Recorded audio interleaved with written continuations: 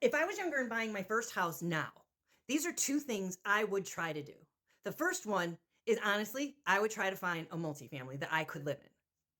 I would maybe look in a town that I normally wouldn't look in that has more multifamily options available. The reason being, okay, so I pay $400,000 for a two-family house.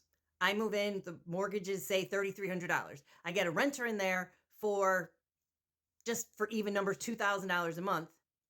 My mortgage portion that I have to pay is $1,300 a month. But what I would do is pay $2,000 a month or even pay $2,500 a month. I would pay as much as I could afford every month because then I would be driving the principal down more and more and more, which is now helping my investment. So when I'm ready to move out of my multifamily home and buy a single family home or do something else, I'll have more equity. Maybe I just want to rent the rest out, which honestly, I would do. I would rent that house out for as long as I possibly could because that's going to be a solid investment because no matter what happens, housing is always something that we're going to need. The market's going to go up, the market's going to go down, up and down, up and down. It's always been like that forever. But there's a housing shortage and that's not going to change. We have more and more people being born into the world every day and people are living longer. So the reality is there are less people leaving the world every day. There's a bigger gap. People need places to live. So owning a home, I think, is the best investment you can do. So that's the first thing. But if you don't want the multifamily, you don't want to live and rent and all this stuff, blah, blah, blah, whatever.